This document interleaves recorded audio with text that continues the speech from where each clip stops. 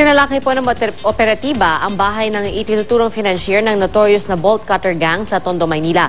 Ang suspect nadakip sa loob ng isang sikretong taguan sa loob ng kanyang bahay. Balitang hatid ni Emil Samangil, exclusive.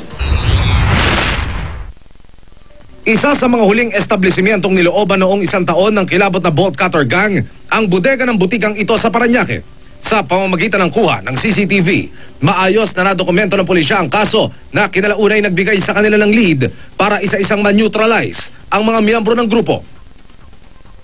Sa tactical interrogation, ikinanta ng mga suspect sa pulisya ang itinuturo nilang financier.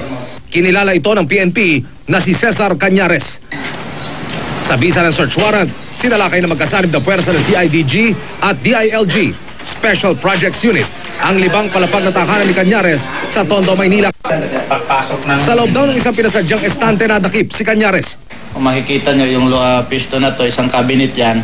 But yung pag tinanggal mo yan, tutulak mo yan, ito yung secret passage niya leading to the terrace. Problema lang, hindi siya makababa sa terrace dahil nga may mga tropa kami na nasa likuran. Nakuha sa bahay ang ilang baril at bala.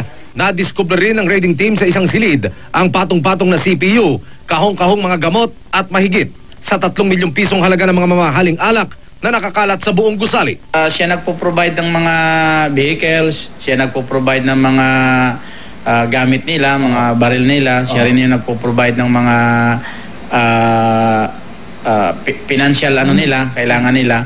Kaya pagkatapos ng operasyon nila, doon din dinadala sa kanila yung mga nananakaw nila.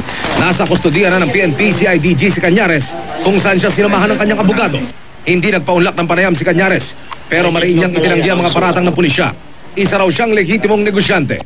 Sa pagkakadakip ng pulisya kay Cañares, naniniwala silang tuluyan ang nalansag ang grupong ito. Panawagan nila sa publiko, lalo na ang mga naging biktima, makipagtulungan sa pulisya para tumibay ang kaso. Emil Sumangil, GMA News.